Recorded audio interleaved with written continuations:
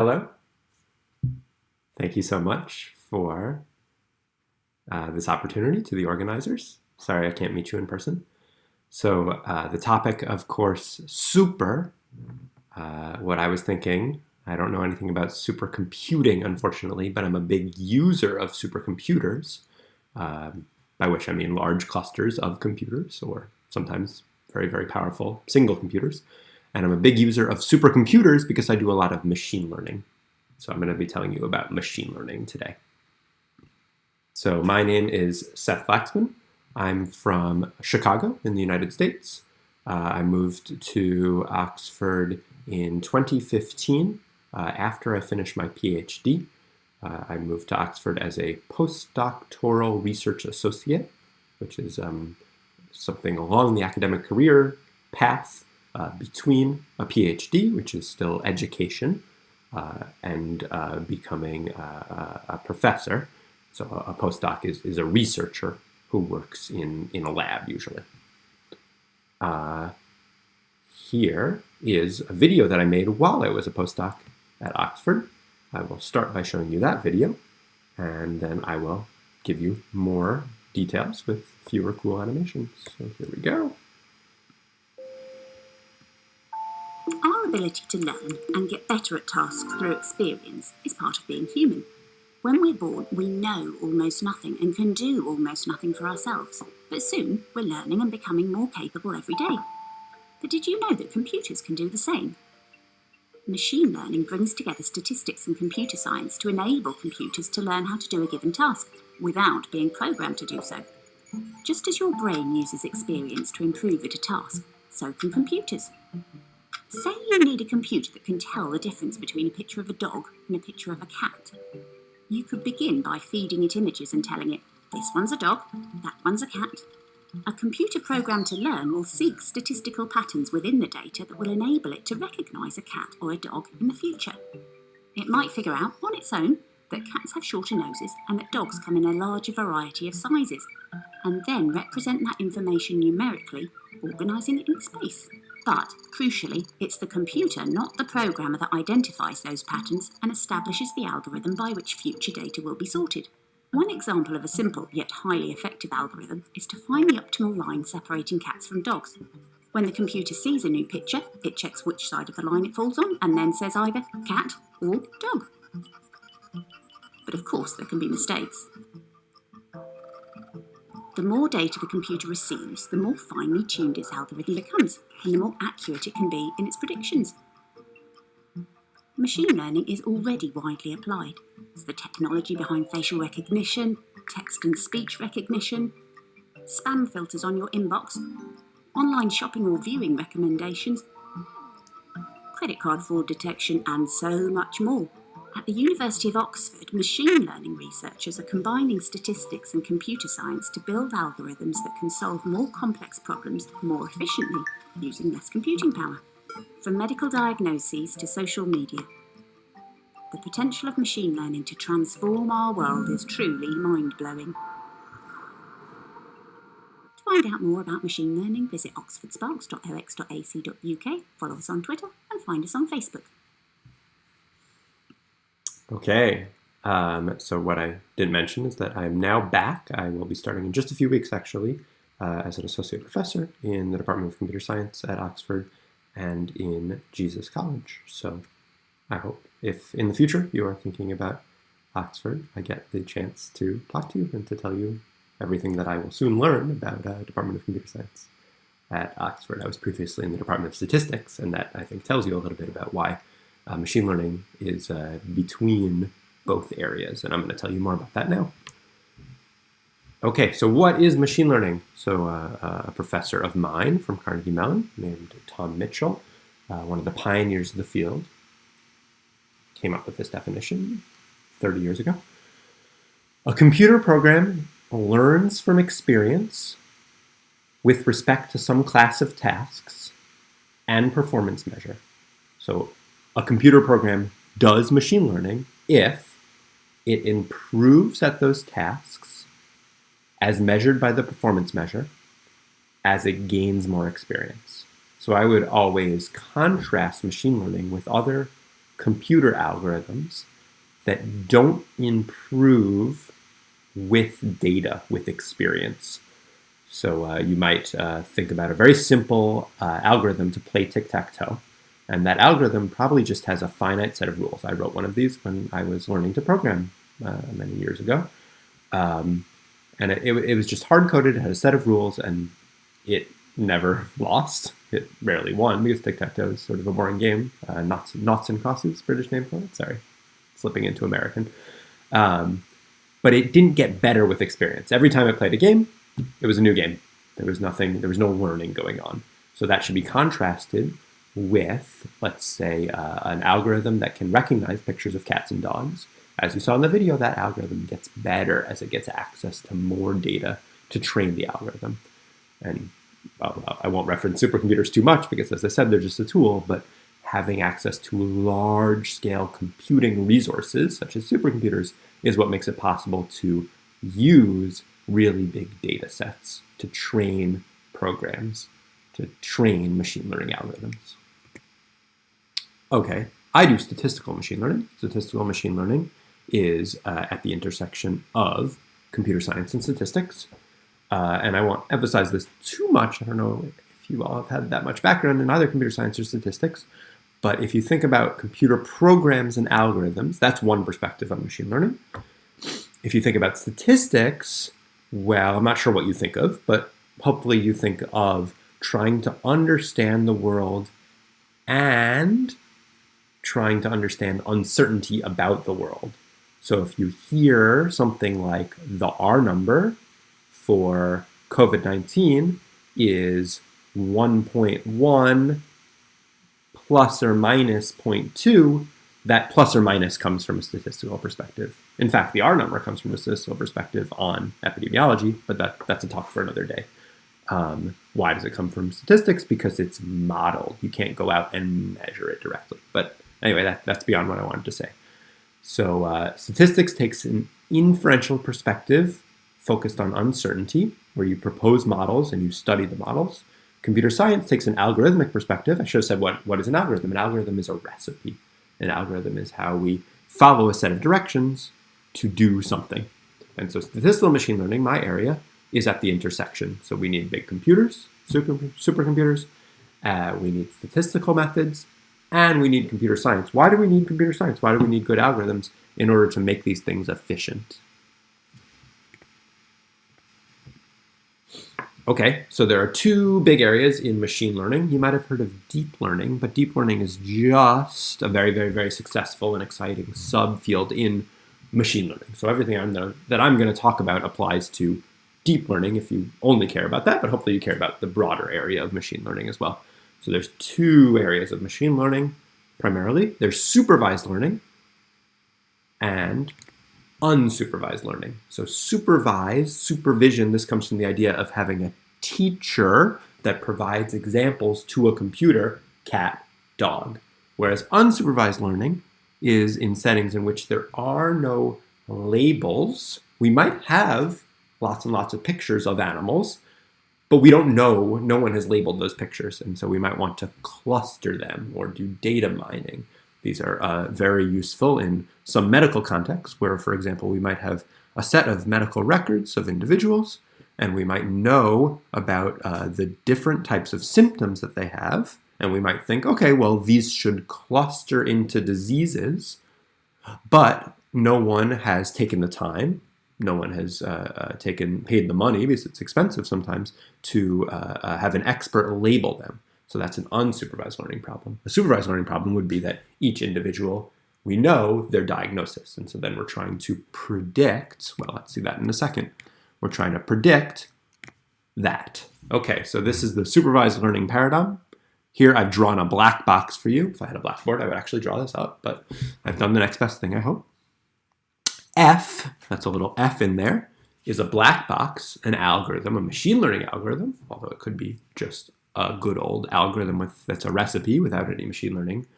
And it takes in inputs, which we'll denote by X, pictures of cats and dogs, medical records, and it gives us outputs Y, cat, dog, a cancer diagnosis, cancer-free. So that's the supervised learning paradigm. And all of machine learning, more or less, focuses on algorithms for F, building this black box. Okay, so we have training inputs. Here's a little more notation for you.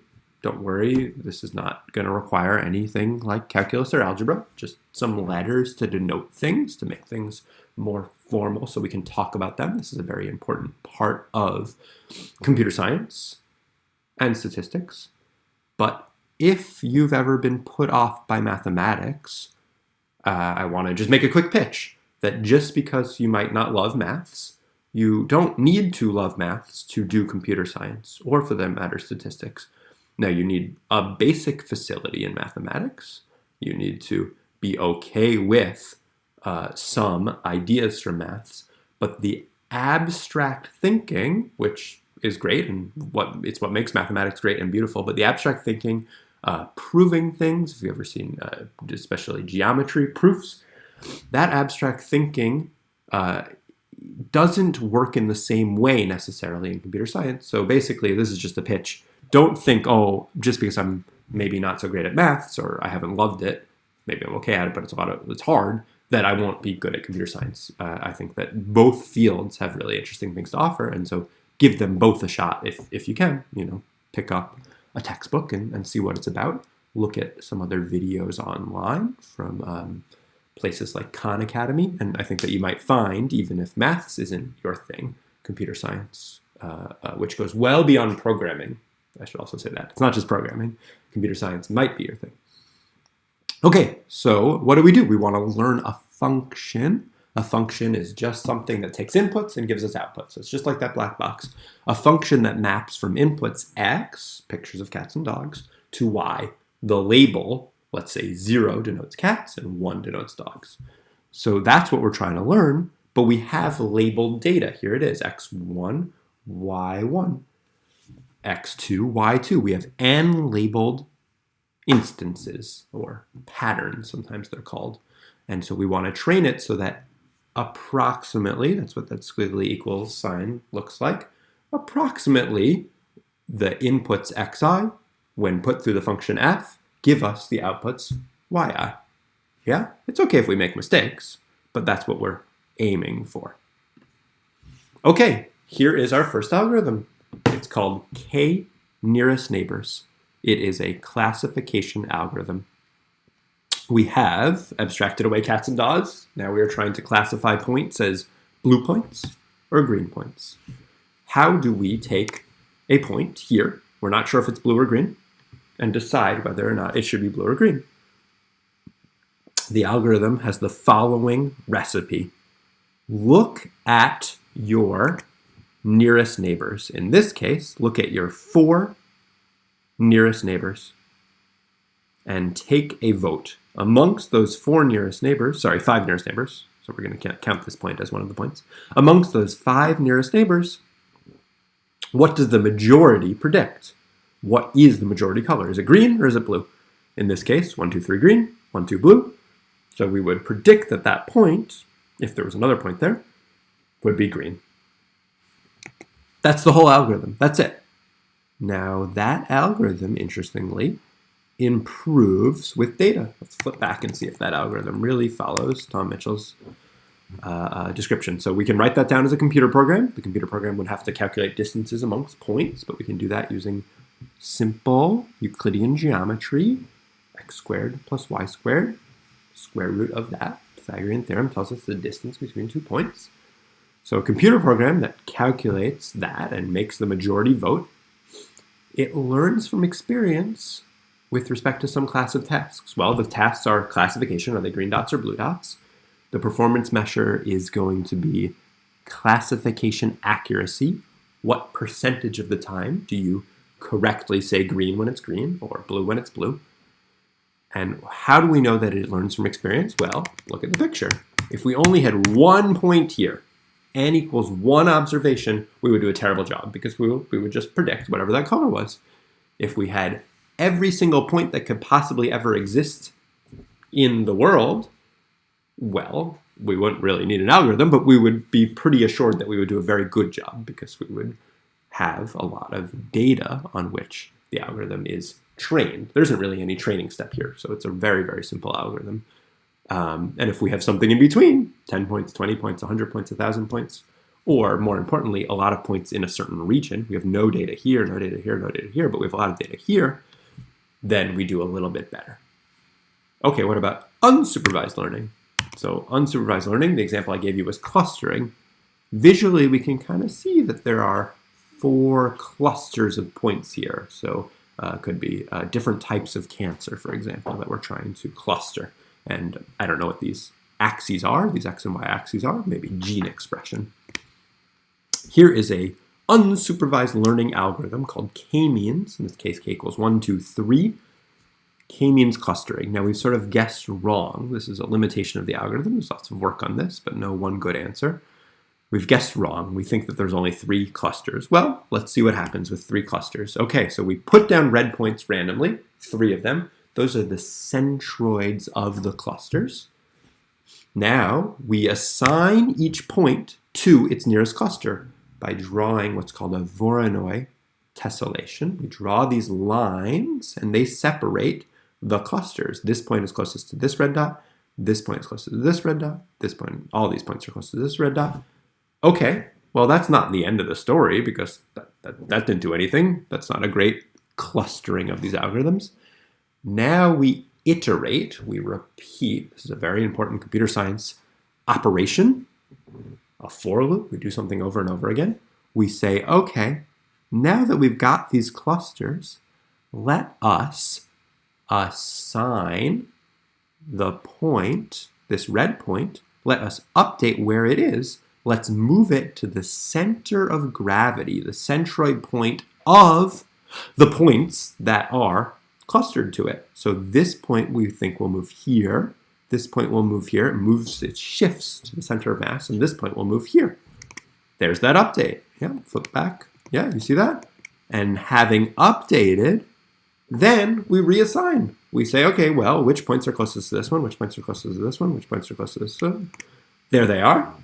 And now we have actually finished. We have a pretty good clustering. If we had started with 4 points, we would have ended up with 1 here and 1 here in a few more steps. But yeah, in fact, here's one more iteration. So we're not quite done. So this one shifts a little bit. This one shifts a little bit. This one stays where it is. Having shifted a little bit, we draw those lines again. They didn't really move. And we label them, but the labels are arbitrary. So that's it. That's the first unsupervised clustering algorithm. It's just this iteration where we put down random points and then we reassign the points and move them until we're happy. And let's recall the supervised learning algorithm. It just looked at your nearest neighbors, yeah?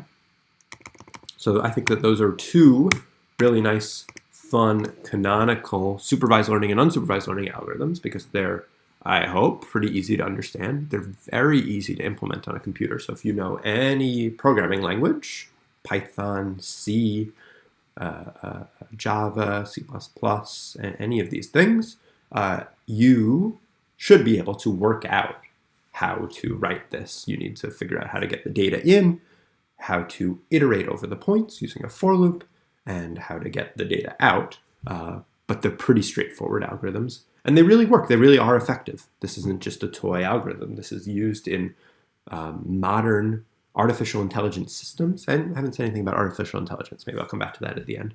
This is used in published research papers from top researchers because it works. Okay, here's a little bit more mathematics. We said that there's something called the classification accuracy. So let's just look at this.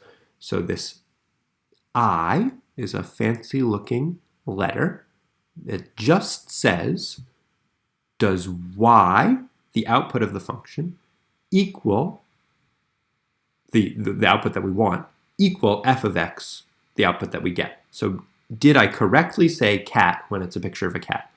Now I takes in this and tells us whether or not it's 1, yes, correct, true, or 0, no, incorrect, false. So cat equals cat, I equals 1. Cat equals dog, I equals 0. Okay, hold that in your head. Correctly classified 1, incorrectly classified 0. Now we'll subtract that from 1. Okay, 1 minus 0. Incorrectly classified. 1 minus incorrectly classified. 1 minus incorrectly classified, 1 minus 0, 1. Okay. Correctly classified 1, 1 minus 1, 0. Okay, so it just flips it, yeah? So 1 minus I is just flipping from 0 to 1, from 1 to 0. So it's called a loss function because we try to avoid loss. So if we were correct, then the loss is 0. If we were incorrect, then the loss is 1. And we're trying to avoid loss. So we want to correctly classify. So this loss function is what we need to build many of our machine learning methods. And again, we're trying to avoid loss. So we're trying to minimize this loss function. Similarly, if you've ever seen anything in statistics, there's the idea of least squares. And so the sum of the squared errors is another loss function. We'd like that sum of squared errors to be close to 0. So again, we're trying to avoid loss. If that didn't make any sense, don't worry about it. Loss is bad. You want to avoid loss. Smaller loss is better. Some losses are always positive. Others can be positive or negative. Don't worry about that. The point is that we want to avoid loss, and this loss function tells us how well we're doing. It's just related to the classification accuracy.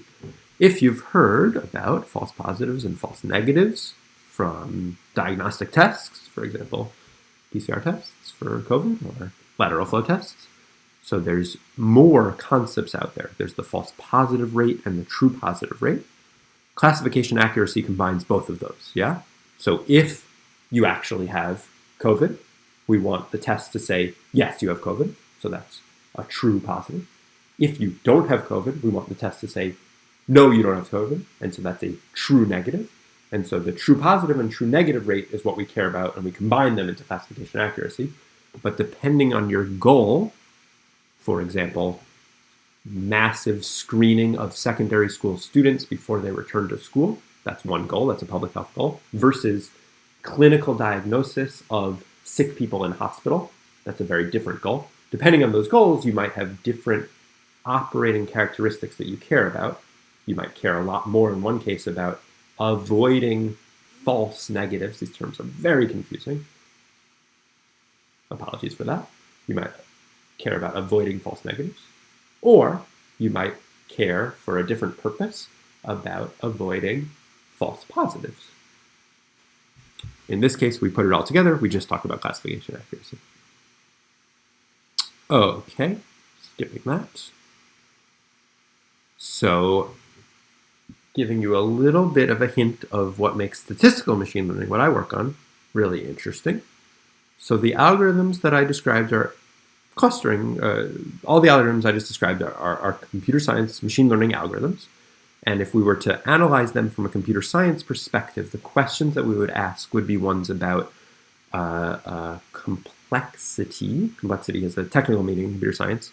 We would ask questions about how quickly the algorithms run, how quickly a computer will be able to compute the answer given different data sizes, n, and given different numbers of dimensions on which we're doing our classification. So if you have 100 different genes observed, that's p. So what is the time complexity, meaning how quickly does the algorithm run for different values of p and n? And how much space does it require? Do you have to put everything onto a big hard drive, or can you keep everything in RAM? Keeping everything in RAM is a lot faster. Those are computer science and algorithmic perspectives. A statistical perspective is one that says, well, how do we know, or what do we know about the performance of this algorithm, given that we expect that the data might come from some distribution describing what the world looks like.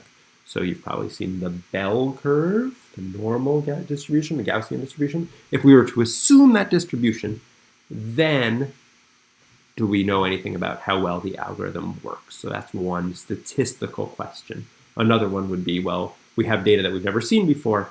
Do we expect that the algorithm will also do well on that unseen data? That's also a computer science question, but that's sort of what makes statistical machine learning a special area going beyond other areas. If you just look at machine learning, you won't always see those sorts of statistical questions. Okay. Trying to think if I have time for this? I think this is fun. So this, I hope, will expand your perspective on the world around us. We live in 3 dimensions. That shouldn't be a surprise. We live in 3 dimensions. Forward, sideways, up and down. We can often describe systems on a computer in 1 dimension. Here it is, along the line. 2 dimensions on a piece of paper. 3 dimensions, great, that describes our world. What happens as we go to higher dimensions? Well, mathematically, there's no problem whatsoever. We can calculate distances between points in higher dimensions. It's just a generalization of Euclidean geometry. All the rules still work. Distance between 2 points is the absolute value of a minus b. Distance between 2 points is square root of a squared plus b squared distances in 1 dimension. Distance between 2 points in 3 dimensions, square root of a squared plus b squared plus c squared distances in 1 dimension. So in 4 dimensions, it's just a squared plus b squared plus c squared plus d squared. In n dimensions, etc. So the maths all works. But the algorithms that I showed you relied on the distances between points. And the distances between points get weird in higher dimensions. How could this be? What's happening? Well, it's hard to picture because you can't easily picture anything above 3 dimensions. Let me see if I can convince you. So the point that I want to make is that the number of points, let's just say that it's constant. We have 1,000 observations and they're just randomly scattered in space in 1 dimension, in 2 dimensions, in 3, in n dimensions. So we've got 1,000 points. So the number of points that we expect to be close to each other changes as we go to higher dimensions. And that's a problem. It's such a big problem. It's called the curse of dimensionality. As the dimension increases, 1, 2, 3, 4, 5, 10, 20, 50, what happens is that most points are actually about equidistant, meaning equally distant from one another. And this really doesn't match your intuition, because if you look at these pictures, it's not the case. Some points are far from each other, but a lot of points are close. Some points are far from each other, but a lot of points are close. Some points are far from each other, but a lot of points are close. So how can we see that this isn't the case when we get to higher dimensions? Well, to see that, we need mathematics. Nothing fancy, but we need to calculate something that you've probably done in secondary school. We need to calculate the volume of either a sphere or a cube. It doesn't really matter. They both sort of work the same way in higher dimensions. And we need to think about, well, where are most of the points and what's the distance between them? So here we have the volume in 1 dimension of a line. Okay, volume is just length, of length h. Well, that length is just h. Here we have the volume, meaning area, of a square of side length h. Well, that volume in 2 dimensions, area, is just h squared. In 3 dimensions, h cubed. In 4 dimensions, h to the 4th. In 100 dimensions, h to the 100th. Okay, no big deal. Now, this is what's interesting. If h were to increase from, let's say that this distance is 1, this distance is 1, this distance is 1, and let's say that h is 0.9, so it's a little tiny bit shorter. So when h equals 0.9, 0.9 divided by 1, 90% of the points are within this yellow region. When h equals 0.9 and we're in 2 dimensions, well, 0.9 squared, 81.81, so 81% of the points are within this yellow region. Now, what happens as h gets bigger and bigger and bigger? H cubed is suddenly much, much smaller. Let me not get this wrong. Let's do it correctly. So h equals 0.9. So h squared, 0.81. H cubed, 0.729. To the 4th, 0.6561. It's getting smaller and smaller and smaller. And by the time we get to 20 dimensions, it's only 12% of the points that are in that close together region in the center. Now, what was 0.9 again? In one dimension, it's saying that 90% of the points are close and 10% are far. Yeah? Just roughly speaking. But that intuition doesn't hold at all in 20 dimensions. In 20 dimensions, we've got this 20-dimensional hypercube, and only 12% of the points are within it. As h gets larger and larger and larger, the shell of the hypercube, so in one dimension, just this little region here that's not highlighted. In 2 dimensions, this rectangular region around it. In 3 dimensions, this sort of cube that's hollow. That's where most of the points are. So I showed you h, the points in the middle. If I do 1 minus h to the 20th, well, 88% of the points are in the shell. And what if we go up to 50? 99.5% of the points are in the shell of a 50-dimensional hypercube. If 99% of the points are there, well, everything is about equidistance from each other, and all those learning algorithms just break down. So that's the curse of dimensionality. 100, 99.997% of the points are within the shell of a 100-dimensional hypercube. Same thing is true for a 100-dimensional hypersphere. If you want to do the math that way, you just need the 4/3 pi r cubed equation and then integrate that. Okay, so that is a big problem for machine learning algorithms when you go from 1 or 2 or 5 dimensions, everything works perfectly, to 100 or 1,000 dimensions. Okay, I'm not going to do linear regression.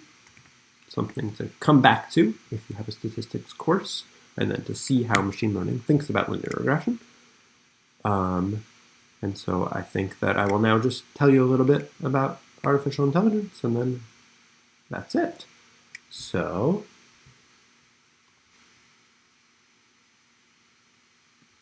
what is artificial intelligence? Artificial intelligence has different definitions. So does data science, so does machine learning, so does statistics. For me, artificial intelligence is about building systems. Systems have lots of components.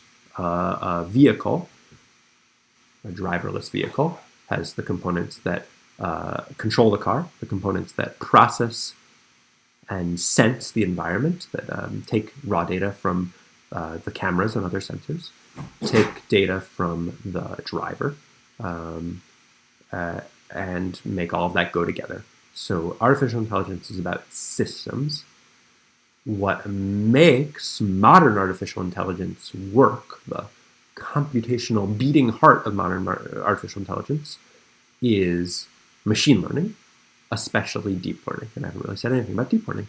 So machine learning I've just told you all about. And deep learning is a particular approach to machine learning using artificial neural networks. These are inspired by the brain, but I think that analogy shouldn't be taken too literally. I think that it was a guiding force for researchers early on, but our understanding of how the brain works has evolved, and our understanding of effective deep learning has evolved, and they're not the same thing. So what makes something an artificial neural network and what makes something deep learning? So an artificial neural network has inputs and outputs, just like I showed you, those black boxes, and it has weights that control the function that goes from the inputs to the outputs. So if you have a set of weights, one layer, and that controls the inputs and the outputs, then that's a neural network. If you have many of those layers stacked together, that's what makes something so-called deep learning, because it's deep. Okay, deep really should go this way, but for some reason we always draw our networks this way. How do we learn those weights of those deep networks? We learn them by taking a loss function. Classification accuracy is one standard one, or squared error loss, which I mentioned for regression. And we minimize that loss function. We minimize it by looking at the loss function surface and looking for a minimum, moving using gradient descent or backpropagation along that surface till we find a good set of weights that gives us a small loss. And that's it. The magic is in having lots and lots and lots of data having very flexible models. Deep models are one way to make flexible models. There's other ways to make flexible models out there. And having a lot of compute power so that we can do that efficiently. So there's a lot of engineering, there's a lot of brute force, there's a lot of environmental waste because it actually, of course, burns carbon to power big supercomputers. So this is a real concern. Some companies make a big effort to move towards renewable energy resources, but it's by no means widespread as it should be. And that's it. And so if you want to know more about my research, have a look at my website and enjoy the rest of the summer school. Here's my website. Doesn't seem to be loading. Well, anyway, there it is, sethrf.com.